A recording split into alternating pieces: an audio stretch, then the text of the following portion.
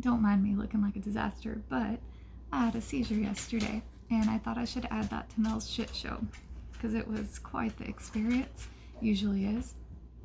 So I woke up, I had a sore throat for a couple of days, decided I'd go to the Care Now across the street and just see what's going on, maybe I have strep, whatever. I go, she swabs my throat, everything's good, no strep, no COVID. She's gonna send it off to see if it's another type of strep, who knows.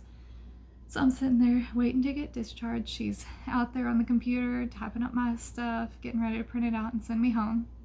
And I'm sitting on the table and I start getting this feeling, a feeling that I usually get whenever I'm about to have a seizure. And I was like, oh crap. So I hop off the table and I run out into the hallway and I'm like, I'm gonna pass out. And she goes, what happened? I was like, I'm gonna pass out. And I start running back down the hallway and I get back to the room, and the last thing I remember was jumping to get onto the bed, and that was it. And the next thing I know, I'm being slapped on the face and I can hear the doctor, and she's like, it's okay, wake up, the paramedics are on their way, you're okay, just wake up. And then I start breathing really heavy, and she's like, okay, we're getting a response. And I can't open my eyes, I can't move anything. I mean, the only thing I can do right now is breathe. And I'm listening to her, trying to focus, but I can't slow my breathing. And then finally she's like, can you hear me? She kept asking me, can I hear her?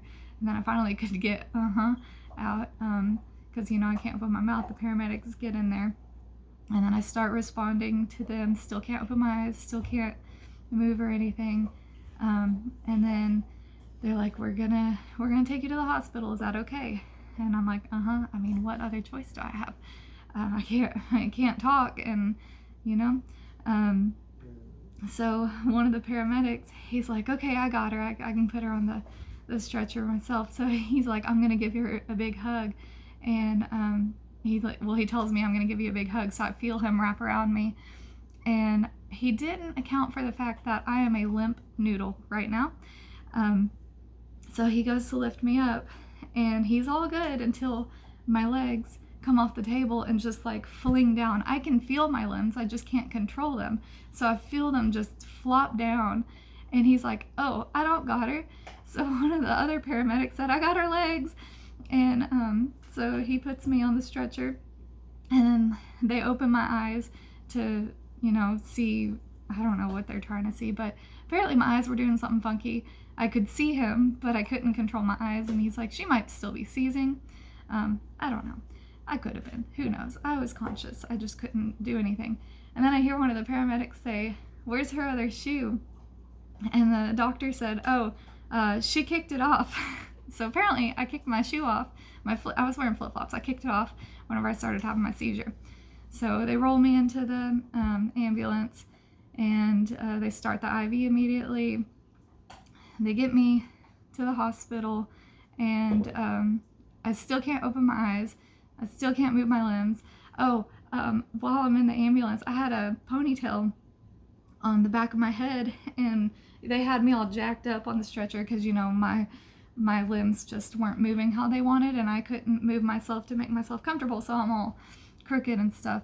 And my ponytail was pushing in the back of my head, really uncomfortable.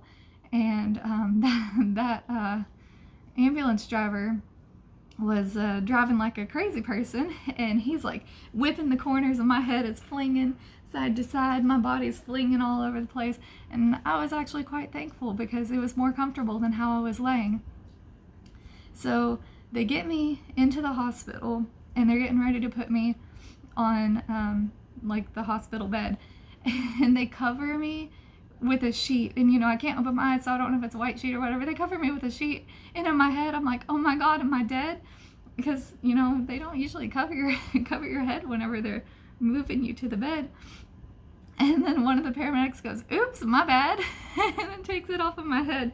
And then they wrap me up, and they use the sheet to like lift me up and put me over on the bed. And once again, I'm all jacked up because my body's just a limp noodle. And so they start drawing blood to do tests. They do an EKG on me, Oh yeah, I was too sweaty at the doctor's office when they were trying to put all the sticky things on me. They kept sliding off because I was too sweaty. The nurse was like, she's too clammy. So they had to do it whenever I was at the hospital, after I dried off, I guess. And, and then the nurse, she grabs my limp hand and she puts it on the little remote and she goes, if you need anything, just push that big red button. And if I could talk, I would have said some smart ass comment to her. Because I'm like, I can't move my limbs. I can't open my eyes. How am I going to find the red button and push it when I can't move anything? Yeah, so that was great. I think that was my full shit show experience for yesterday. Yeah, so it happens.